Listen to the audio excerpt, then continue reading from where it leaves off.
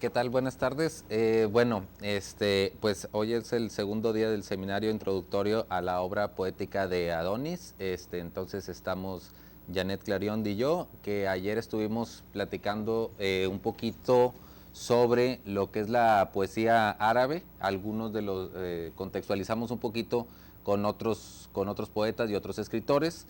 Dimos una introducción hacia España, hacia Pedro Martínez, el arabista que empezó a descubrir a este Adonis, y mencionamos un poquito sobre los orígenes de su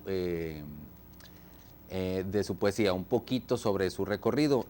Ayer yo comenté, hoy vamos a hablar un poquito, para hoy escogimos, Janet y yo, el término resignificar la historia. Ayer retomábamos una cita de Adonis, que es: las masas escriben la historia, pero es el individuo quien la lee. Entonces, cómo se resignifica la historia, y no nomás la historia del mundo, sino la personal también, a través de la poesía, y de eso vamos a hablar un poquito hoy. Entonces, Janet, el día de hoy nos va a introducir un poquito sobre este tema sobre la historia de Siria. Va a empezar algún poquito para poder entender de dónde viene esto. Muy bien, gracias Rafa y buenas tardes otra vez. Sí, como menciona Rafa, ayer estuvimos viendo a estos poetas coetáneos al poeta Adonis, y estuvimos leyendo algunos de sus poemas, los que nos parecieron más significativos, y hablamos del estudioso Pedro Martínez, Martínez Montaves, que se doctoró en lenguas semíticas precisamente en el Cairo. Y vamos a pasar el mapa de Siria nada más para que ubiquen en dónde está Siria en el mapa universal, su cercanía con Líbano, su cercanía con Irak. ¿Por qué estos países son importantes? ¿Por qué se formó esta liga de países árabes? ¿Cómo se han ido constituyendo como nación? Y cómo, a pesar de todo esto que ellos han atravesado, no ha sido necesariamente la ideología de cada uno de los países lo que los ha llevado a configurar su poesía, sino su singularidad, su individualidad, que es lo que constituye la poesía en sí. Voy a dar una leve semblanza nada más para ubicar a Siria y sobre todo las lenguas. Los arqueólogos han demostrado que la antigua civilización siria era una de las más grandes de la tierra. Estoy viendo allí al lado Irak, y si ustedes recordarán, en 2003 los Estados Unidos invadió Bagdad. Con esa invasión se dio fin a los grandes museos de la humanidad. Estamos tocando temas muy sensibles, no vamos a ahondar en el tema de las guerras, pero sí queremos hacer consciente el por qué nos debe de importar que las cosas no sucedan. Yo tengo una amiga en Laredo que estudiamos juntas en Estados Unidos la carrera. Yo estaba viendo la televisión cuando vi el noticiero de los bombardeos de los Estados Unidos en Bagdad y le dije: Lula, detengan esa guerra, porque ella tenía relación con el gobernador con el que estaba de candidato a gobernador de Texas. Y su respuesta fue: vamos a ir a la iglesia para que Dios nos ilumine. Entonces yo guardé silencio, porque yo tampoco estaba entendiendo su respuesta, ni ella me estaba entendiendo a mí. Me acabo de subir con un taxista en San Antonio que es iraquí. Le dije: bueno, háblame de tu país. Y me dijo: acabaron con todos los museos. ¿Pero por qué acaban con los museos? Para acabar con la historia. Entonces, la historia necesita siempre ser reescriturada. Entonces nosotros, seres humanos del siglo XXI, yo creo que sí tenemos que tener esa conciencia de ver qué está pasando con la historia y cómo se están expresando los poetas que vienen de estos países y que por eso los estamos analizando. Alrededor de la ciudad excavada, que es la ciudad de Ebla, en el norte de Siria, que fue descubierta en 1975, se dieron cuenta que había un gran poderío semita que se diseminó desde el Mar Rojo hasta Turquía y hasta Mesopotamia, que estamos hablando de los orígenes de la civilización, y construyeron su imperio a través del comercio de las ciudades que van de Akkad a Sumeria. Los eruditos creen que la lengua de Ebla era la lengua semita más antigua y que estamos hablando de 2260 años antes de Cristo, que luego fue retomada por los hititas. Luego, en el siglo XI, los arameos formaron allí varios reinos. En el siglo VIII, Damasco es derrotada, egipcios, asirios, babilonios e hititas van ocupando sucesivamente estos territorios y lo vemos hasta ahora. Entonces, en la Edad Media, nos vamos a pasar un poquito a la Edad Media, entra el poder musulmán del 711 a 1942, que es el año de la expulsión de árabes, judíos y moros de la península ibérica por los reyes católicos. Acuérdense del estudio tan interesante que tiene Carlos Fuentes sobre qué pasa cuando Isabel la Católica expulsa árabes, judíos, qué pasa con la economía. Y esto les interesará a los estudiosos de administración, de mercadotecnia, porque es cuando comienza el capitalismo a desarrollarse en toda Europa y el oro que se llevaba de México hacia España se utilizó para fundirlo y para llevarlo a los altares de las iglesias españolas, y es lo que se conoce como el capitalismo embrionario, y por qué despegan Francia, Holanda e Inglaterra y por qué España no.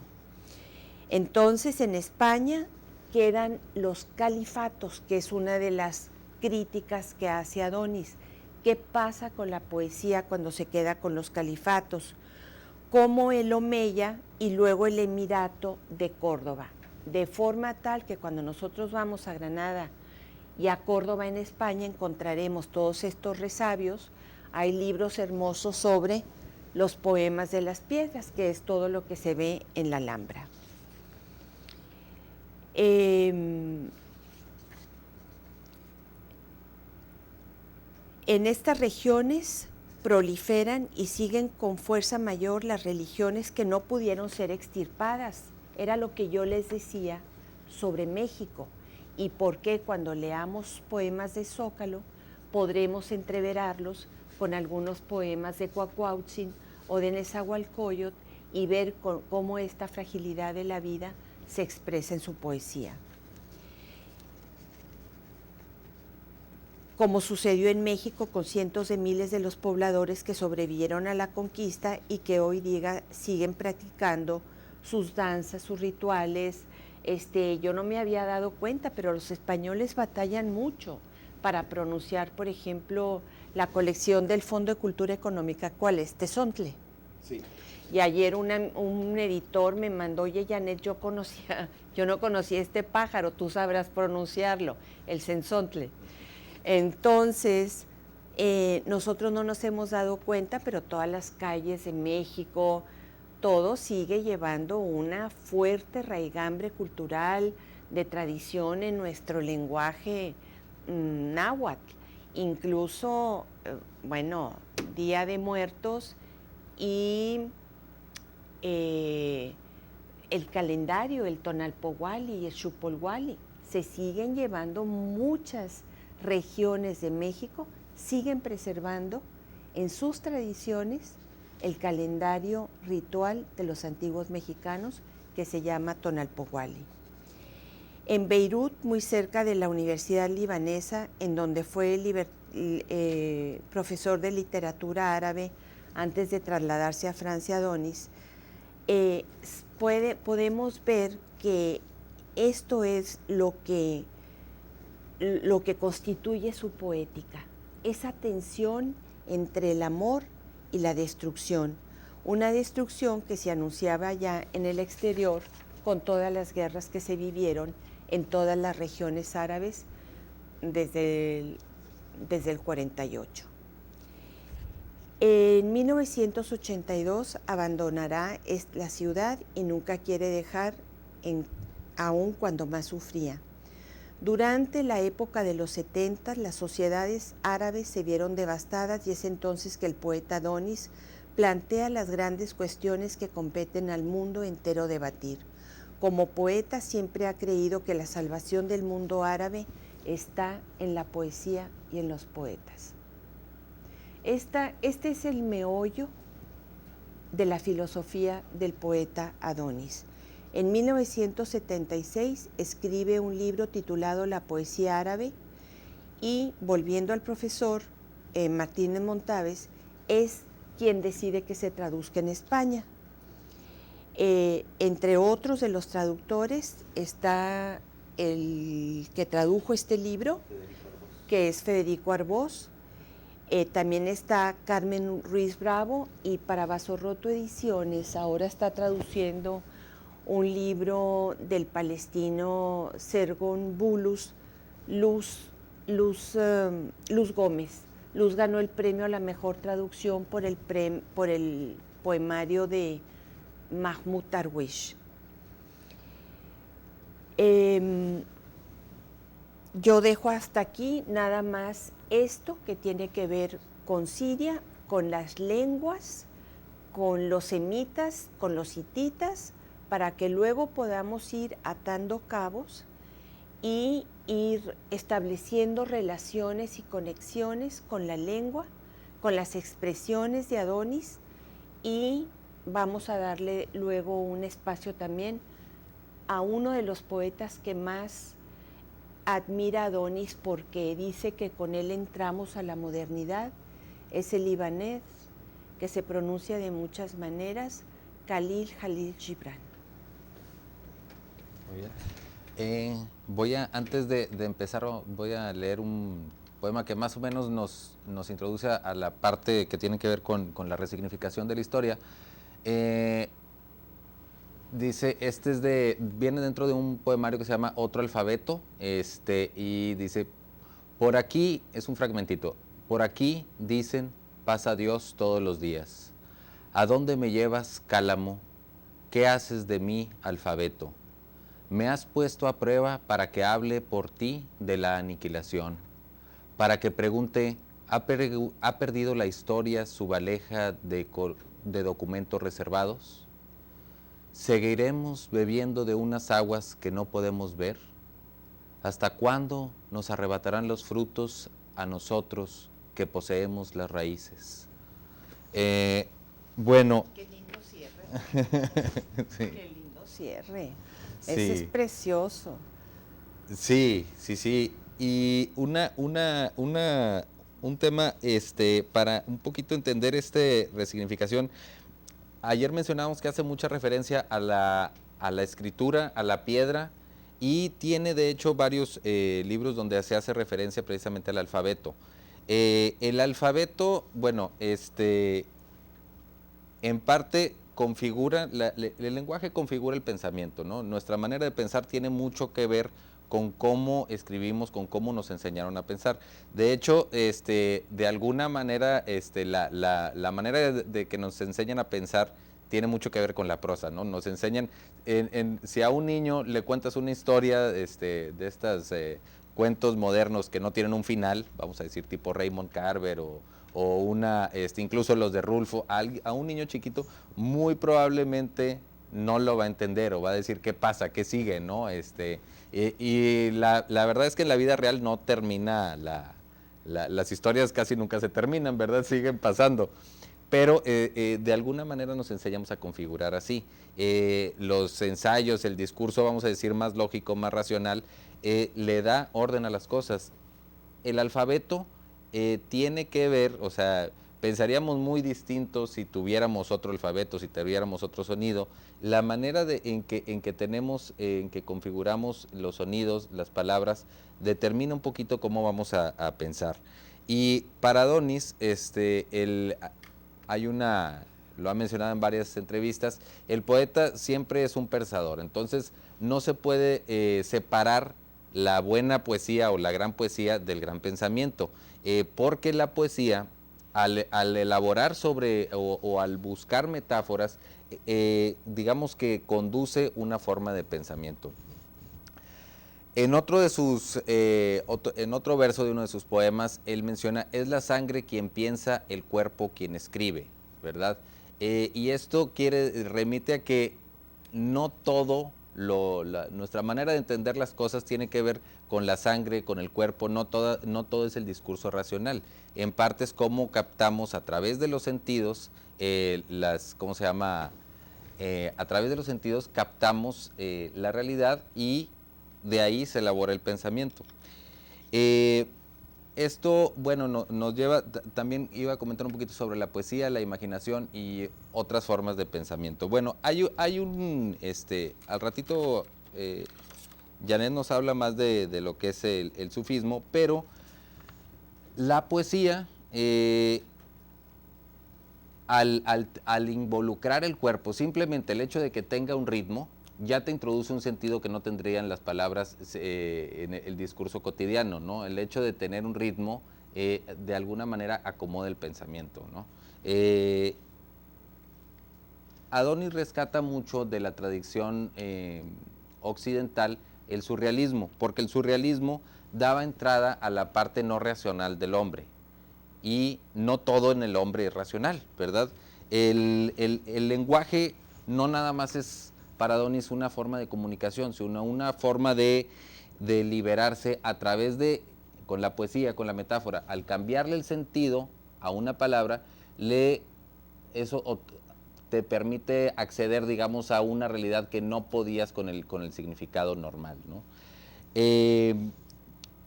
Para los surrealistas, precisamente, así como ayer platicábamos con sus revistas, él trató de acercarse mucho, y su grupo de poetas, a lo que es Occidente, a través de la traducción de autores. También es cierto que para los surrealistas, el Oriente lo veían como una fuente, digamos, de donde había una reserva de sentido, pudiéramos decir, una reserva de energías, de un montón de vitalidad que ellos consideraban que no existía en ese entonces en el pensamiento occidental normal. Voy a hacer un pequeño,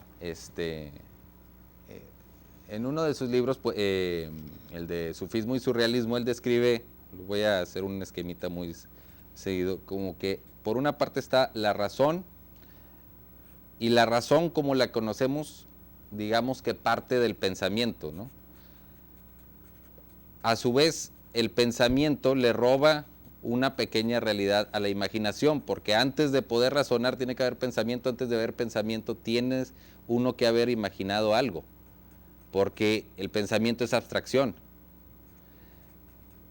Y la imaginación, a su vez, bebe de los sentidos, ¿no? Por lo tanto, la razón termina estando más lejos de lo que uno capta que... La razón termina estando más lejos de uno capta que lo que es la imaginación. De ahí concede, digamos, tanta importancia la imaginación. Entonces, hay otro poema que más o menos habla de esto, lo voy a leer ahorita, dice, en la sombra de las cosas, en su secreto, quiero quedarme. Quiero entrañarme en las criaturas. Quiero vagar como el pensamiento, extraño como el arte, inseguro, anónimo y oscuro, renaciendo cada día. Entonces, como vemos, la sombra, digamos, es la imaginación, es lo que no sabemos, lo que se oculta. Y un poquito, sobre todo, yo creo que cualquier tipo de arte, pero sobre todo en la poesía, a veces el hecho de que haya una obra de arte o un poema, no siempre es grande, por ejemplo, cuando se ha escrito mucha crítica por el hecho de que haya dado mucho de qué hablar, sino porque con todo lo que se ha dicho sobre una obra no termina de descifrar el secreto, ¿no? Entonces, mientras más se diga, se sigue conservando algo. Y este secreto es lo que él rescata, la parte que nunca vamos a poder entender. La poesía, al no tener una lógica, no tener un poema, nunca lo terminas de entender. Ese es otro tipo de pensamiento, un pensamiento donde el misterio forma una parte, en lugar de la certeza. Digamos que hay que tener tantita confianza en el misterio, tantita confianza en el secreto y vivir en esa sombra de las cosas, donde dice él, quiero quedarme, ¿no? En la parte más cercana a la imaginación. Y que no quiere decir que sea menos pensamiento, es otro pensamiento, ¿no? Y ahí es donde radica, vamos a decir, la fuerza del pensamiento y la poesía. Esta idea no parte todo, digamos, del mundo occidental. Él se acerca mucho a ella a través de los surrealistas, pero está muy relacionado con el sufismo, que el sufismo también, digamos, le pierde ese miedo a la irracionalidad a través de distintos... Que en realidad, bueno, el sufismo es una forma de mística y hay muchas relaciones, no todo es que todo está en Oriente. Finalmente, en todas las corrientes religiosas hay una corriente de pensamiento que diverge un poquito de lo rígido, de lo establecido, y que, digamos, acepta esa incertidumbre como parte de la realidad. Entonces, bueno, creo que por aquí podemos hablar un poquito sobre lo que es la mística y la poesía en la obra de Adonis. Yo creo que ayer mencionabas las traducciones que ha hecho Adonis de ciertos poetas, de ciertos escritores occidentales. Y yo salí pensando que hay algo que es muy interesante. A mí no me gusta mucho hablar de movimientos, de los sismos, porque hay cosas que siempre están y que siempre estarán. Lo que sí es muy importante es, bueno, se les tiene que dar un nombre, digamos, a cada época determinada y a la expresión de cada época. Pero hay algo, Rafa, que quería yo comentar, que tiene que ver con el romanticismo. Y porque tiene que ver con las religiones y tiene que ver con el sufismo, que es la poesía espiritual de la Edad Media y que tiene que ver con la cábala hebraica. Entonces, para ir pudiendo ligar toda esta poesía y esta sombra de Adonis, que es el misterio y que a la vez es la palabra, porque muchas veces la poesía no dice, calla, y de eso trata, ese es el misterio. No porque el poeta quiere callar, sino porque no sabe. El mismo poeta no sabe. Y hay poetas actuales, digamos, aunque han muerto, pero son contemporáneos, como Gonzalo Rojas, que estuvo también aquí en Monterrey,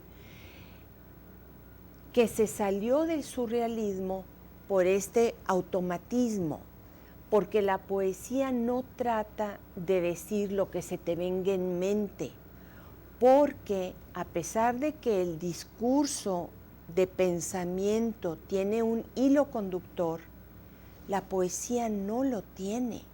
Tiene una lógica interna en su poema, una estructura lógica interna, pero no un hilo conductor, sino que tiene que ser capaz de en una imagen decirlo todo, como el remate del poema que pasaste.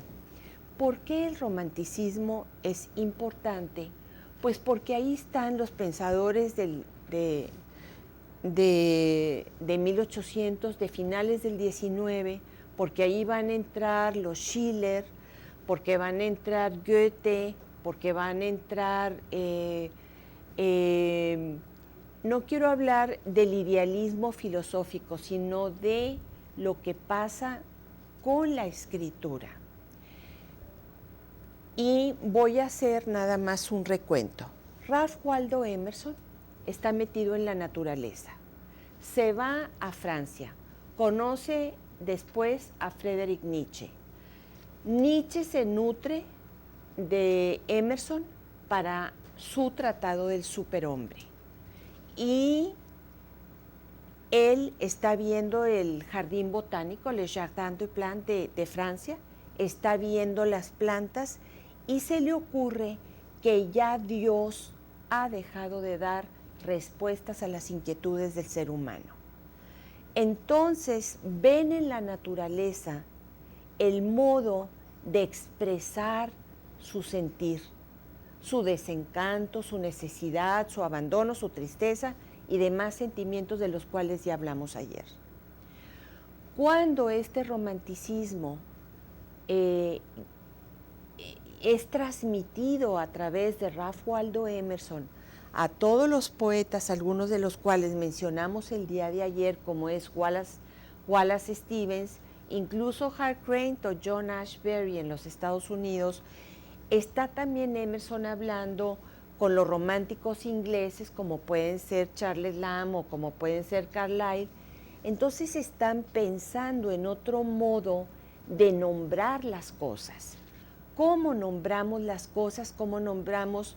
Utilizan la naturaleza, pero no, el árbol no es un medio para decir raíz, solidez, no. Crean una nueva filosofía de la naturaleza.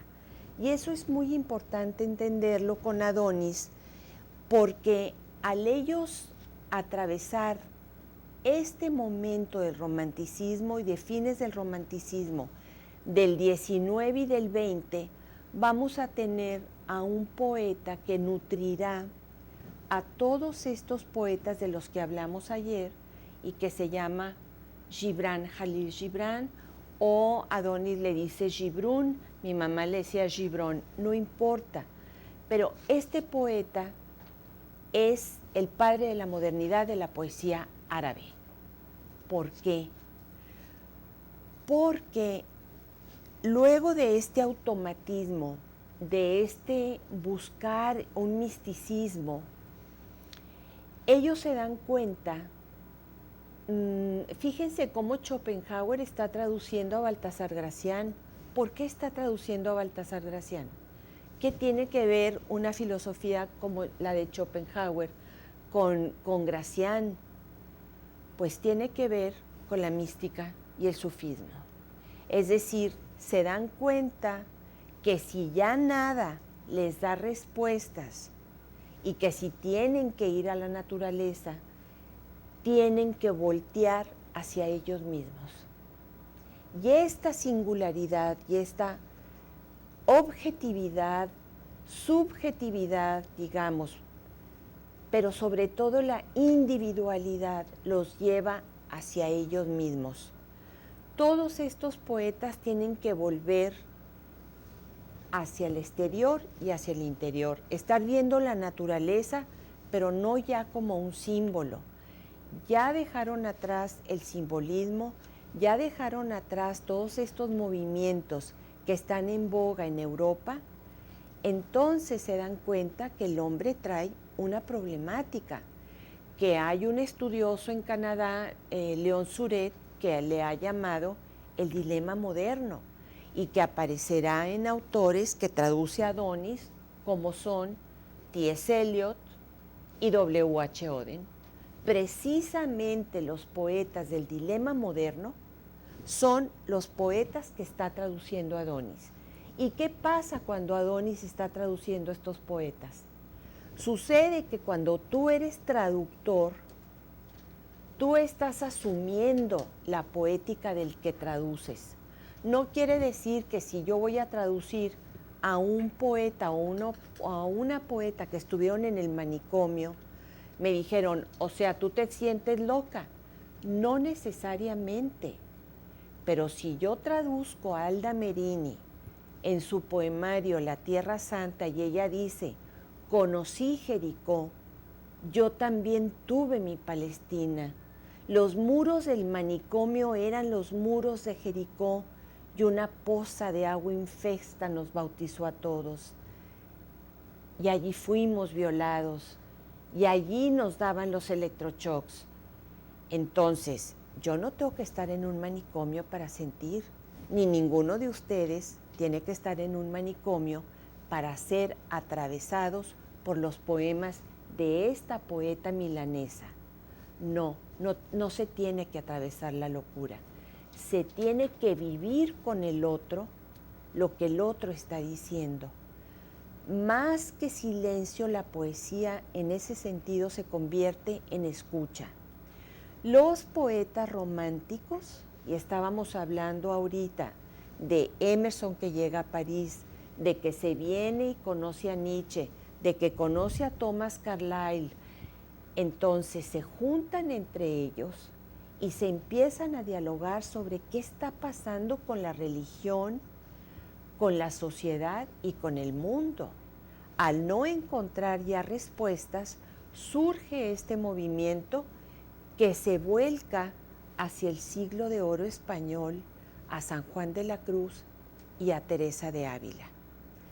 ¿Qué pasaba en España y por qué otra vez retomamos la expulsión de los árabes, judíos y moros en 1492?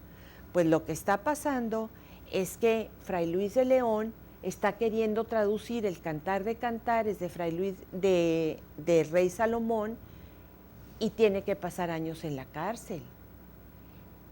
Y estos hebraístas, algunos se salvan de la Inquisición, pero otros no se salvan de la Inquisición. Pero ellos insisten, y San Juan de la Cruz cuando dice, oh cristalina fuente, tú dices, ¿de dónde saca esos versos? Probablemente del Cantar de los Cantares, de la Biblia. ¿Qué Biblia estaban leyendo? ¿Qué Biblia les era permitido leer en esas épocas? Si era Casiodoro de Reina, ¿qué Biblia leyó el Quijote? Todo eso será tema que a cada uno que haga una investigación sobre un autor determinado le competirá escudriñar para poder saber en dónde están las influencias de estos autores. Entonces, cuando nosotros, volviendo al tema de Rafa, estamos tratando de ¿qué nos está diciendo Adonis? ¿Puedes poner, Rafa, el poema de los frutos y las raíces? Está 2 antes. El cierre. ¿Hasta cuándo nos arrebatarán los frutos a nosotros que poseemos las raíces? Entonces, ¿qué siente Adonis que le arrebatan sus frutos? ¿Cuáles son los frutos? ¿Su tierra? ¿Su lengua? ¿Qué pasa con Adonis en el exilio? ¿Hasta cuándo le van a arrebatar los monumentos, la palabra? Como exiliado, ¿qué pasa cuando te quitan tu palabra? Tu lengua madre con la que creciste. Entonces, surge para el poeta un segundo exilio, el autoexilio. Yo me protejo del afuera y creo lo que Rafael también dibujó, la imaginación. Imaginación que tiene que ver con la invención, pero invención no quiere decir yo invento, quiere decir yo hallo, viene de invenire, hallar. Yo estoy hallando la palabra la estoy resignificando para expresar una emoción. La misma palabra, es que un amigo me dice, es que ya todo está muy manoseado, el mar, el sol. Sí, el fruto, ya lo sabemos, está manoseado el lenguaje, pero cuidado, mucho texto experimental actual, no todo, mucho, tiene que ver con crear una novedad por una incapacidad de resignificar lo que dijo Rafael, el lenguaje. Entonces, el sufismo es el movimiento espiritual de la Edad Media entre los judíos que nace como una respuesta de poder expresar su espiritualidad en tiempos de la Inquisición. Tuvieron que convertirse igualmente, igual que Adonis y que Mahmoud y que Cavani, Sor Juana y Fray Luis y San Juan de la Cruz, son conversos. ¿Qué hay detrás de su obra? Hay muchos estudios y creo que la estudiosa más importante de estos temas es Luce López Baralt. Ella ha estudiado mucho la obra de San Juan de la Cruz en base a los estudios sufis, y el sufismo, fíjense, nace en Murcia. En Murcia nace quien trae el sufismo a España, que es Ibn Arabi. Tú lo sabes, Marta. Ibn Arabi, a Luce le acaban de dar en la Universidad de Murcia el premio Ibn Arabi por sus aportaciones. Y ella creó una escuela, ella vive en Puerto Rico, creó una escuela de arabistas que están estudiando el sufismo y están analizando todos estos textos a la luz de la espiritualidad de la Edad Media necesaria, porque estaban retomando estos textos antiguos del rey Salomón y nos vamos a tener que ir de nuevo a Egipto, al zoroastrismo, para entender la cábala, cómo llega la cábala, etcétera, etcétera, que no es tema ahorita nuestro. Pero todo esto para decir que no hay nada nuevo bajo el sol en la poesía, que Sombra para el deseo del sol es el secreto, el entrañamiento, en donde el poeta, que no logra a través de la naturaleza ni de lo que tiene a su alrededor resignificar el lenguaje. Entonces, les voy a leer un extracto precisamente de Adonis que dice: la lengua poética es algo más que un instrumento de trasvase o de entendimiento, lo es de hallazgo. Entre sus metas primeras se encuentran las de influir, mover, agitar las entrañas y dar paso a la lucha. Nos susurra para que lleguemos a ser mucho más que para que lleguemos a comprender. Ser. La poesía te da ser, no te da comprensión. Hay gente que me dice: Janet, es que yo no quiero leer poemas porque no los entiendo. Y le digo: ¿y me podrías explicar un cuadro de Rothko? ¿Por qué se aferra el lector en comprender? ¿Por qué no se abre? La poesía es una puerta que abre otra puerta y muchas más. Entonces, es una corriente de evoluciones que se anega en inspiración y, lo que decía Rafa, ritmo. Esta lengua es acción, semilla de movimiento, reserva de potencialidades. ¿Cómo potencias el lenguaje? ¿Cómo lo tensas? En ella la palabra es más que sus letras y su música. Tras sus letras tiene su sangre propia. un ciclo vital propio. Es un ser que oculta su escena en la sangre, no en la piel, y resulta natural entonces que la lengua sea inspiración, no esclarecimiento. Entonces, habla de Gibran, Jalil Gibran, y dice, hay en su poesía un ansia, hay misticismo, revolución, pero es un hecho de vida y de fe. Roberto Juarrot nos dice, la poesía es un acto de fe, es una creencia, creer que la vida está llena de poesía y que la poesía te va a dar vida. La novedad de Gibran proviene de que se escinde de todo lo que nosotros llamamos Naya, o sea, fue su primer movimiento, ya que ni sus obras ni su lengua son producto o continuación de una época, sino expresión propia. Con él comienza la poesía árabe moderna. Es decir, con Gibran, 1916, y Gibran está en Nueva York, está viendo arte moderno, va y viene, y luego leemos un poema de Gibran si quieren. ¿Lo traes? No lo Sí. trajes, si quieres. Tus hijos no son tus hijos, son hijos e hijas de la vida, deseosa de sí misma, no vienen de ti, sino a través de ti, y aunque estén contigo, no te pertenecen. Puedes darle tu amor, pero no tus pensamientos, pues ellos tienen sus propios pensamientos. Puedes abrigar sus cuerpos, pero no sus almas, porque ellos viven en la casa del mañana, que no puedes visitar ni siquiera en sueños.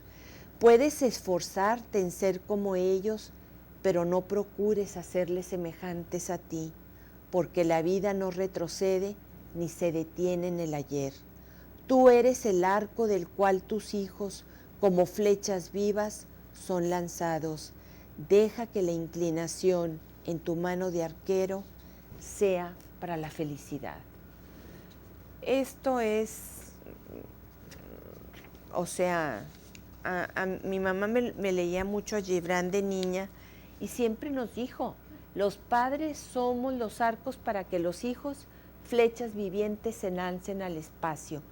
Y leyendo ayer El arco y la ira de Octavio Paz, y les decía ayer que me impactó mucho porque decía que la poesía era una oración, una plegaria, un acto sagrado, pero decía luego, es un acto de libertad como el amor.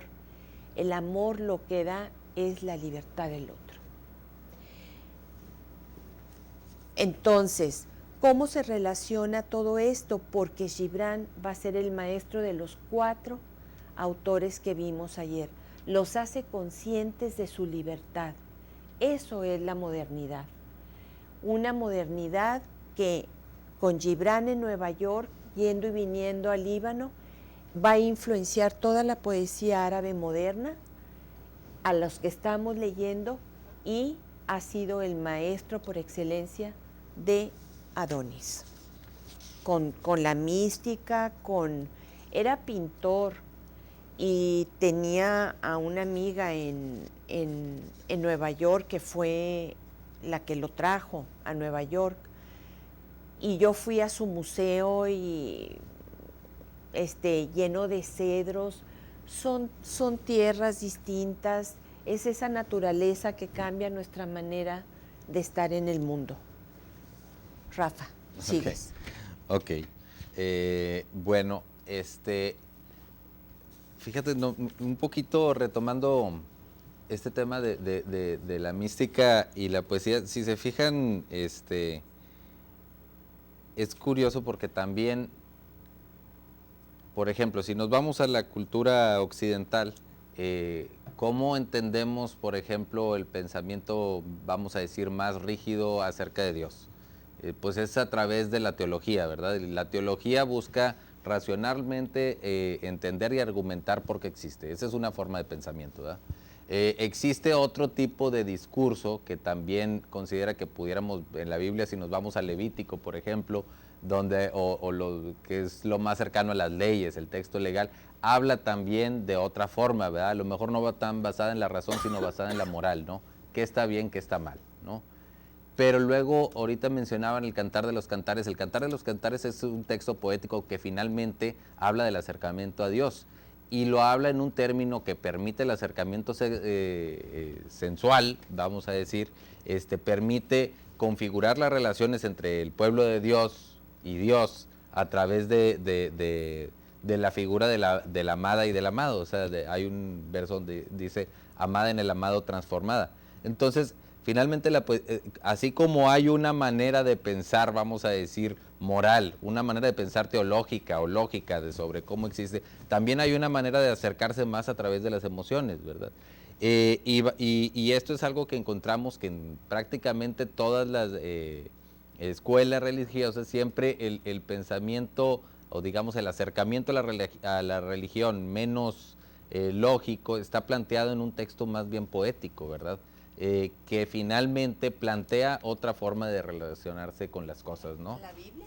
Ajá, ajá.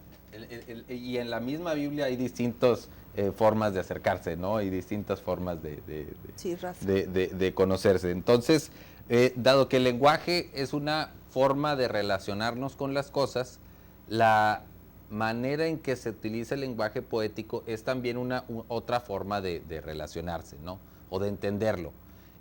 Voy a irme a algunos, a lo mejor ahorita nos regresamos a algunos, pero quiero irme a un par de... Ayer mencionamos hacia una estética de la metamorfosis, que es un ensayo, y dice Adonis, describo la metamorfosis como una transferencia o un viaje. La palabra viaja entre las cosas viajan entre las palabras. Lo visible viaja en lo no visible y el sentido viaja en las imágenes. Desde este punto de vista podemos decir que la existencia no es más que un viaje. Y esto lo dice en uno de sus textos en prosa. Y refiriendo sobre el viaje, hay otro, ayer les comentaba que como que la poética de Adonis, conforme fue avanzando, se fue complicando, vamos a decir, en el sentido de volverse más experimental. Pero hay una obra dentro de su poesía que es de los 80s, de finales de los 80s, se llama Celebración del Claroscuro, donde tiene poemas, lo voy a poner un poquito aquí para que se vea. Es un poema largo, pero dividido en pequeñas estrofas. Voy a mostrar una en particular, a ver si es esta de aquí. A donde viajes, donde te dirijas, tus entrañas serán los más remotos lugares. Entonces, al viajar, podemos viajar, pero él siempre habla de esta parte del misterio, de esta parte de lo que no vamos a alcanzar a acceder. Bueno, decíamos en la presentación, dice Adonis, el viaje del hombre se expresa a través de la lengua, que desvela tal o cual conocimiento a través de tal o cual imagen. Dado que la existencia es la metamorfosis continua de una imagen en otra, el conocimiento, pues es duradero, se transforma en una suerte de rigidez, inercia que el poeta Al-Nifari llama la ignorancia estática. Y de este poeta Al-Nifari, él retoma mucho esto de que el conocimiento más sólido es la ignorancia más sólida, porque ya no se va a poder transformar. Hay otro que precisamente viene aquí, menciona, la idea de lo real es fuego, pero de pajas, al punto se apaga. O sea, cualquier conocimiento demasiado sólido habría que desconfiar de él, menciona Adonis, porque finalmente es algo que mencionábamos hace ratito, depende de lo que podemos captar, depende a veces, y vámonos a cualquier ejemplo sobre cómo se ha concebido el mundo, tiene que ver con qué podemos captar hasta ahorita con los medios que tenemos, ¿verdad? Finalmente, si le tenemos demasiada fe incluso al conocimiento más actual, hay algo que todavía no podemos captar y que pues, siempre vamos a tener que tener esa desconfianza entre lo que sabemos, ¿no? Y en el grado en que podamos vivir sabiendo que esta incertidumbre es parte de la vida, es el tipo de acercamiento que podemos tener. O sea, no es, al final tenemos que tener un poquito de confianza en las cosas, ¿no? Entonces, bueno, dice, por añadidura, regresando un poquito a la presentación, el contenido del conocimiento se convierte a toda prisa en un velo puesto que la cosa desconocida nunca es estática, sino al contrario, no deja de transformarse. El conocimiento, el llamarle las cosas de una manera, es una manera de ponerlo que nos va a servir mucho en propósitos didácticos. Y ahorita el ejemplo de los movimientos, los movimientos artísticos es muy claro. O sea, al final de cuentas muchas veces decimos modernismo, decimos los poetas malditos como si eso fuera los simbolistas franceses. En realidad entre uno y otro hay mucha diferencia, ¿verdad? Pero pues didácticamente, sobre todo los que somos profesores, pues nos sirve mucho porque ya lo ponemos así en dicotomías que nos ayudan a entender fácilmente las cosas, pero dejan un montón de cosas fuera. Entonces, cuando la diferencia entre el discurso poético y el discurso cotidiano que usamos para la comunicación, cuando usamos el discurso nada más para comunicar, pues eso es una ventaja, ¿no? El poder clasificar las cosas y ya quitarle todo lo que hay fuera, eso nos ayuda a explicar, pero deja un montón de cosas fuera. En cambio, el conocimiento, vamos a decir, el pensamiento poético, como siempre mantiene ese secreto o esa parte ignorada, esa parte que vamos a decir, la parte que está en el ritmo, ¿verdad? Que esa no podemos explicar, mantiene es por lo tanto otra forma de pensamiento. Voy a continuar un poquito sobre este ensayo. Dice, por este motivo en la poesía árabe, tanto a la letra como a la palabra se les llama velo. Esto se debe a que el sentido y la verdad residen detrás de la letra. La palabra nunca puede agotar la cosa, ¿no? Eso me encanta.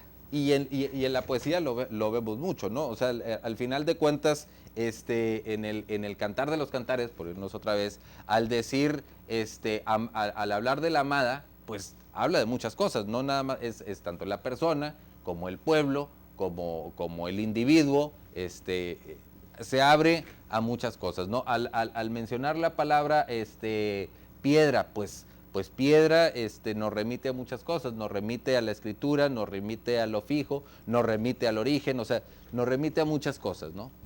Y bueno, continuando el tema, por este motivo la lengua o el decir debe cambiar perpetuamente, evolucionar y fluir desde la fuente como el cuerno de la abundancia del mundo. Si no, cae en la inercia, convirtiéndose en una suerte de velo petrificado de la cosa en sí. O sea, si se deja de actualizar esa tradición poética, vamos a decir que ahora sí se muere el lenguaje, ¿no? Y por eso es una cosa que entre la poesía vanguardista, aquí estamos viendo una poesía vanguardista, pero que regresa mucho a la tradición poética. Y bueno, para terminar un poquito con esta, quiero mencionar otros dos de celebración del juego de la vida y la muerte. Y bueno, uno dice, la vida de la piedra jamás termina, porque vive muerta, ¿verdad? Y la vida de la piedra es la vida del lenguaje. Pero me voy a ir a otro un poquito más arriba, donde menciona, un poquito más,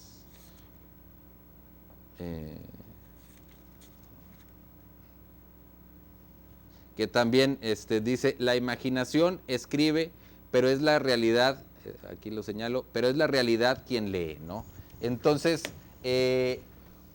si la imaginación, que hablábamos hace ratito, permite acceder a otras cosas, al final de cuentas lo leemos y le damos otra dimensión a eso que alguien imaginó, ¿verdad? Entonces, Ahí a eso se refiere un poquito Adonis cuando se habla de un conocimiento poético. O sea, es otro tipo de relacionarnos con las cosas, ¿verdad?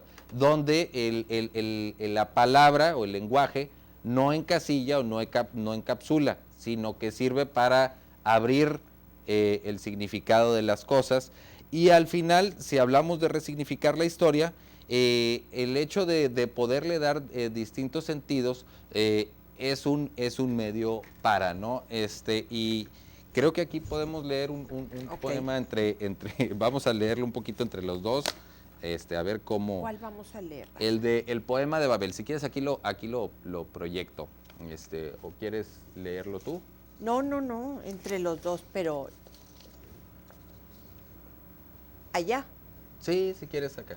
Es que no sé si alcanzo, pero ¿dónde lo tienes? Aquí lo tengo yo. Lo paso aquí. Un poquito para. Gracias, Rafa. Sí, cómo no. Porque yo lo debo de tener aquí, ¿eh? Si me lo diste ayer, aquí lo tengo. Mira. Sí, es este. Aquí. Y luego sigue aquí. Ok. Y acá. ¿Tú sí alcanzas a ver allá? Sí. Ok.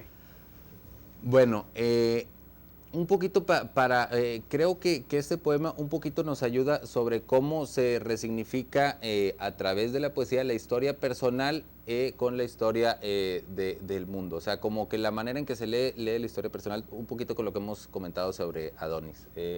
Voy a leer el primer verso, dice: las cosas parecen rebaños y las ideas lobos de plata. ¿De dónde vienes? ¿Cómo y qué? Levántate, Keis, y acecha a Laila. Pide a la palmera que te cobije. Entrega tus ojos al murmullo de los sueños. Laila, imágenes abiertas en formas cónicas. Laila, arcos y círculos eróticos, cañas altivas de las tristezas, mar blanco de las ilusiones. Levántate, Keis. La historia es escombros y el presente un monstruo recubierto de huesos y de harapos. Eres acusado hasta por haber dicho que la tierra es una mujer, que el mundo es una boda o una brizna de paja. Acusado, poco importa que te presentes ante nosotros como un hijo legítimo o como el fruto de la fornicación. Acusado, mis cargos de acusación. Soy un rostro, soy una fiebre, revelo mi herida, rechazo esta época y escribo su gran maldición. Acusado, en tus sueños, en tus palpitaciones, cuando te vas, cuando vienes, levántate, Keis, y acecha a Laila. ¿De dónde has venido y cómo has olvidado la gacela del tiempo, el eros, el amor, la muerte? Tú, el sufí, tú, el unicornio. Acuérdate de mí, oh meteoro, dame una luz, vela conmigo, brilla en mis espacios. Heme aquí, he cerrado los párpados en tu nombre y me he entregado a mis miembros, donde estrechamos lo que no sabemos ver, donde el sentido es un aceite y la imagen un fuego, donde la historia es palabra de vencedor y voz de los vencidos. Allí donde anduvimos en septiembre, en diciembre, en mayo.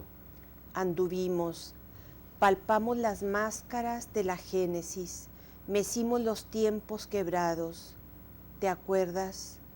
No oíamos nada, solo vislumbrábamos el cuerpo de la lengua cacarañado de cicatrices. Levántate, Keis, y acecha a Laila. Celebra la fiesta de la llama salvaje, de la lengua salvaje. Talla las palabras en el imaginario del roble. Moviliza las tumbas de los amantes. Ofrece a la muerte tu vida. Empieza, no esperes al fénix. Tus pasos serán semillas. Qué lindo. Es un poquito más largo el poema, pero bueno, lo dejamos aquí. Pero si se fijan, ayer comentábamos, esto ya es interpretación aquí, pero ayer comentábamos que él fue acusado en algún momento. Entonces, y aquí él retoma una parte de esta historia clásica de amor no correspondido de Kais y Laila, para, yo creo, considero yo que es un poquito releerse a sí mismo, a su historia, ¿no? Eres acusada hasta por haber dicho que la tierra es una mujer, que el mundo es una boda o una brizna de paja. O sea, eres acusado, en otras palabras, por relacionar distinto las cosas con el lenguaje. ¿Qué quiere decir? Pensar distinto. Acusado, poco importa, dice aquí, que te presentes ante nosotros como hijo legítimo o como el fruto de la fornicación. Sigue hablando y yo pienso que finalmente él lo que hace, tanto en su poesía como en sus textos, donde ha hablado sobre la condición de los países, él respeta y retoma mucho el Islam, pero critica el islamismo como orientación, digamos, para tratar de controlar. A veces ha sido criticado también en los países árabes porque no apoya completamente a los movimientos, digamos, que están en contra de los regímenes, porque dice, pues están proponiendo otro régimen que va a estar basado más en la religión, ¿verdad? Dice, bueno, pues algunos regímenes controlan, vamos a decir, el discurso, pero los que están basados en la religión, instituyéndola como ley, pues controlan sí el pensamiento, pero hasta el cuerpo también, ¿verdad? O sea, y él aquí dice, revelo mi herida, rechazo esta época y escribo su gran maldición. O sea, es un regresar a una fuente poética y repensando su historia o resignificándola, ¿no? Y bueno, creo que regresando esta parte, vamos a decir, de al final, un poquito más esperanzadora, casi hacia sí mismo, sigue siendo algo que yo creo, ¿verdad? A lo mejor él va a decir que estamos mal, pero... Tú di lo que tú sientas, claro. Él sigue diciendo, tus pasos serán semillas, ¿no? Aunque no llegue finalmente a donde él trata de llegar, sigue sembrando con estos pasos, con esta reescritura poética y con esta resignificación, algo que finalmente a alguien más le va a tocar recoger, ¿no? Aunque él no vaya a poder, y en ese sentido él habla un poquito del compromiso, aquí puede ser criticable o no. Hay poetas que han sido comprometidos y activos, pero él como que, un poquito como Alfonso Reyes, que dividía la pluma y la pala y decía a los intelectuales que se queden con la pluma, ¿verdad? Luego, por ejemplo, aquí en México los estudiantistas decían que no, que sí había que meterse a hacer de todo.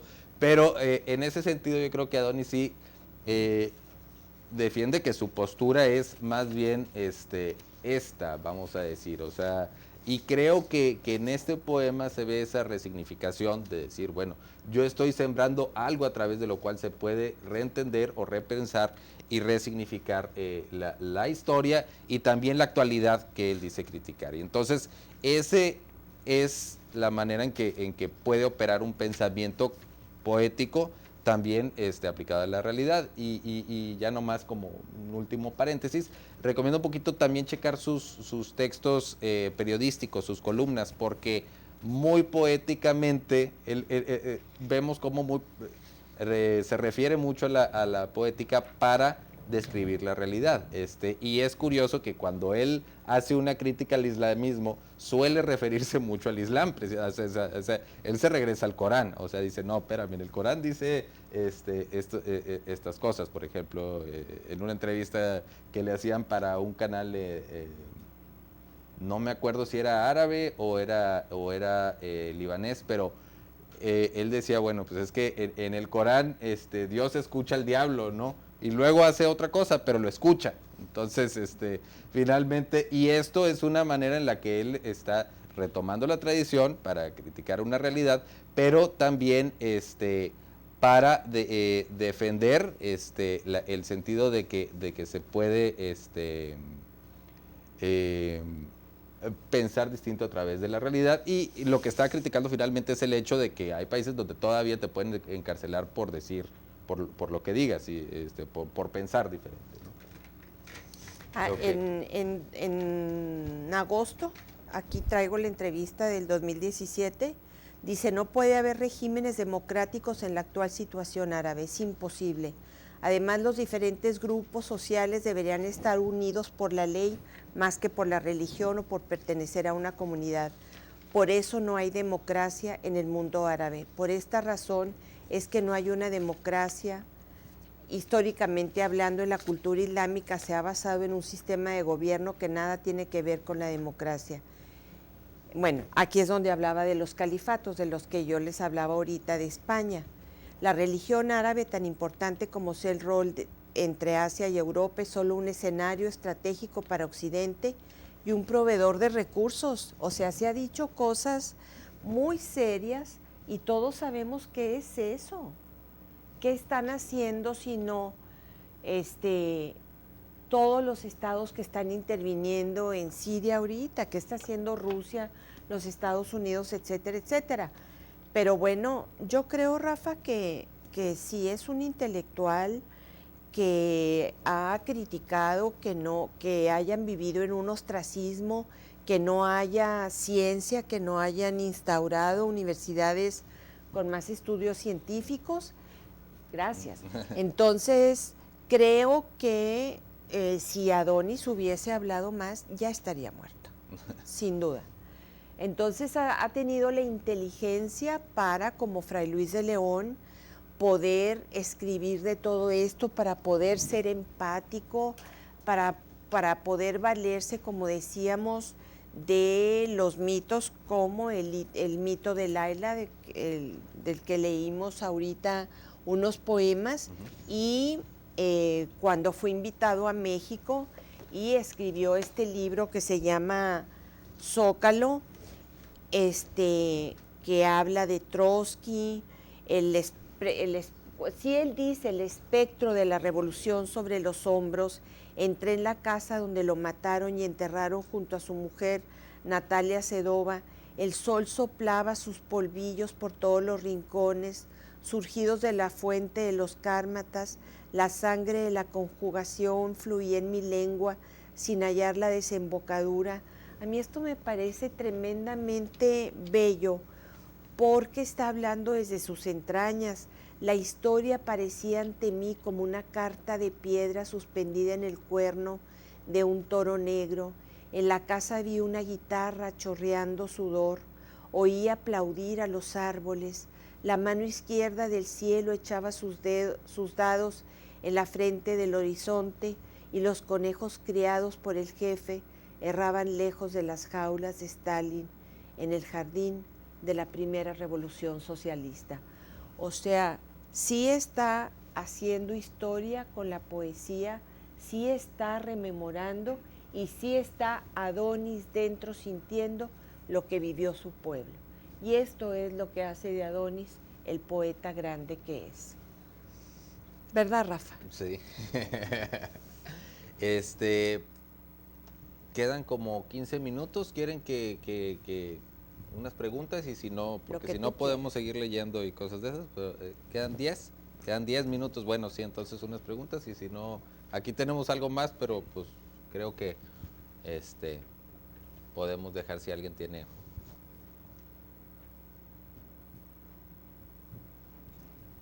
Gracias.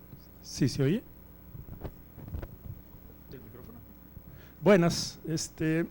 Hace rato mencionaste, Janet, sobre lo de, ¿cómo se llama? ¿La Merino? Su experiencia en el manicomio. La Alda Merini. Alda Merini, ajá. La pregunta es esta. Milanesa, sí. Sí, la pregunta es esta. Me vino a la mente esta pregunta de la experiencia que uno puede tener y la escritura, incluso la lectura de la poesía. Por un lado, incluso se habló de experiencias, digamos, positivas, placenteras, sí, que uno tendríamos el derecho quizá de tener, visitar Granada, ver la Mona Lisa en el Louvre, etcétera, o contra no estar en un manicomio para poder entender a alguien dentro de un manicomio. Sí.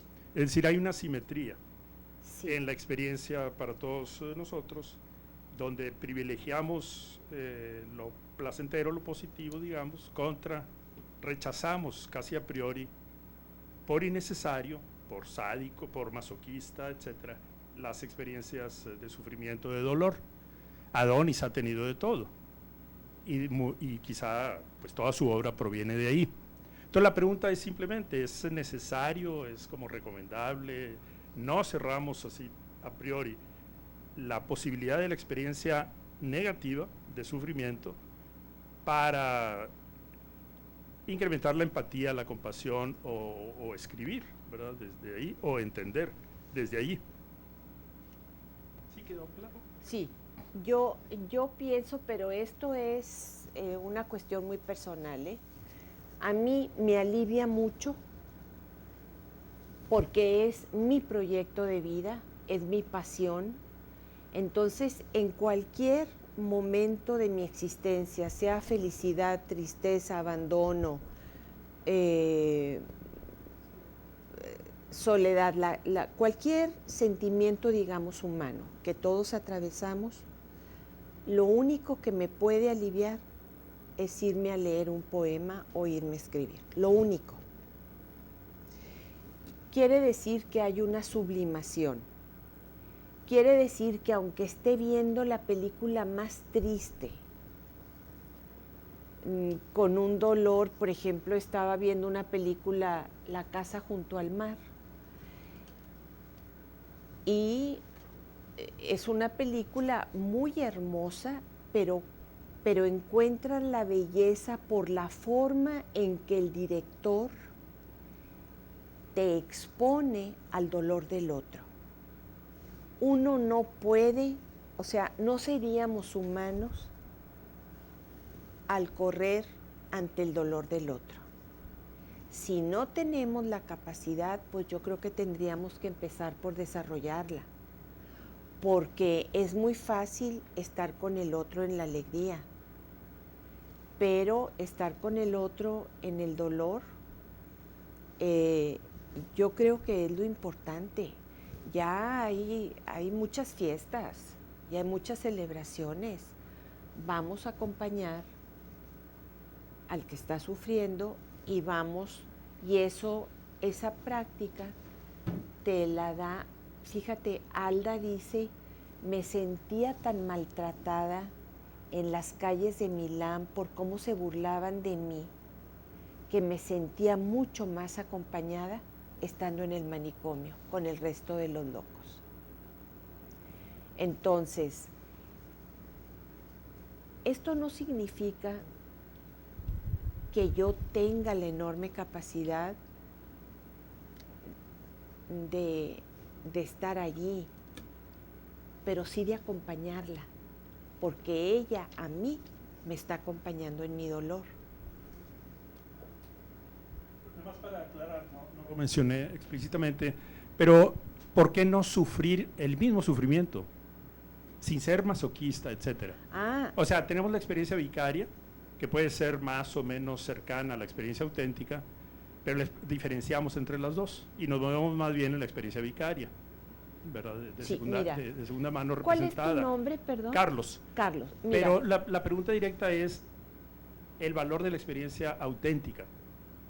Estar en un manicomio, vivir en un basurero, etcétera. Mira,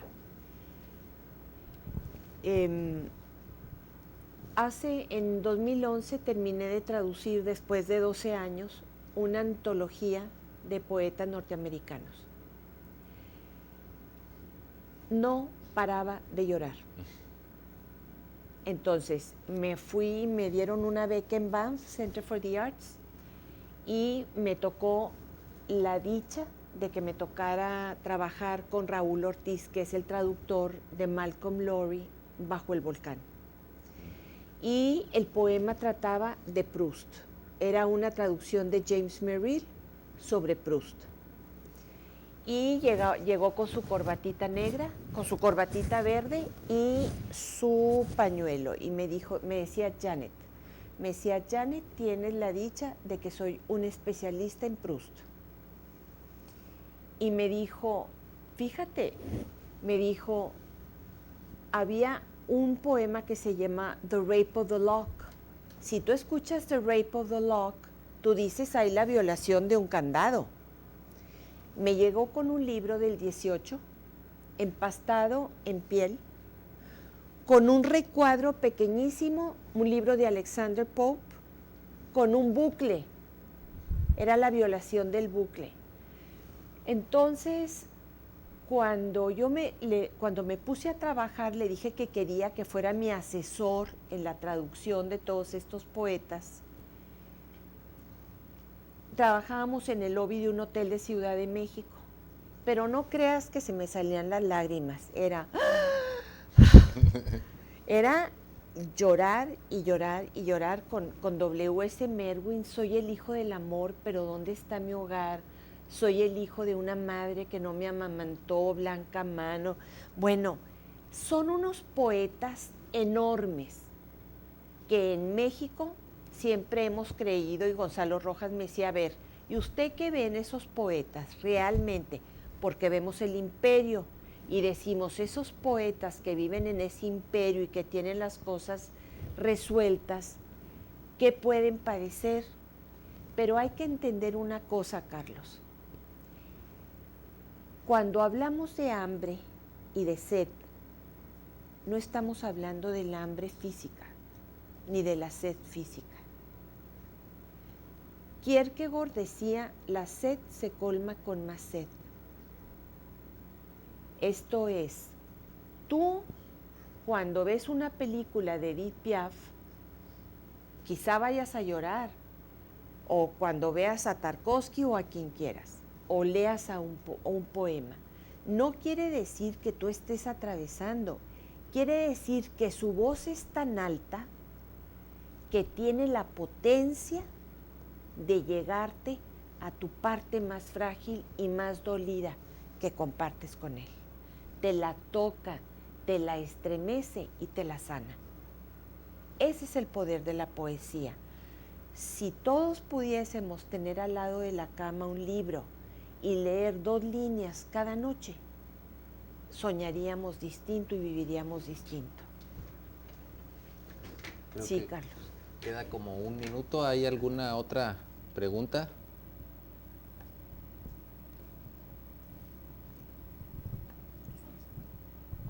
Gracias. Complementando lo que decía el profesor, es que algo que ayer usted mencionó en la poesía es que, y descubrimos con este curso, la poesía es para escuchar al otro. A lo mejor no encontrarse uno mismo, pero sí un acto de escucha y comprensión y empatía hacia el otro, porque podemos leer, por ejemplo, documentales periodísticos muy importantes del fenómeno de la migración, pero hasta que lo vemos en poema, nos estremece todavía más. Sí. No somos migrantes, no tenemos esa realidad, pero entendemos y escuchamos más a todos los migrantes a través de un poema, como el que dijimos ahorita de mis huellas son tus pasos, o mis semillas, o por qué me quitan mis raíces.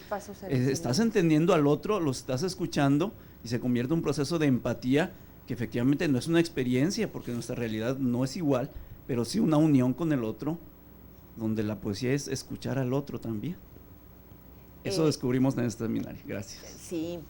Rafa hizo la tesis sobre Hugo Mujica, un poeta de Argentina, y ya vamos a acabar.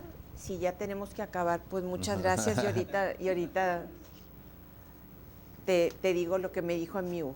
Bueno, pues muchas gracias a ustedes y gracias a Ana Laura, Perla, Gabriel y a todos los de la cátedra y a Janet sobre todo. Y pues nos vemos. Gracias.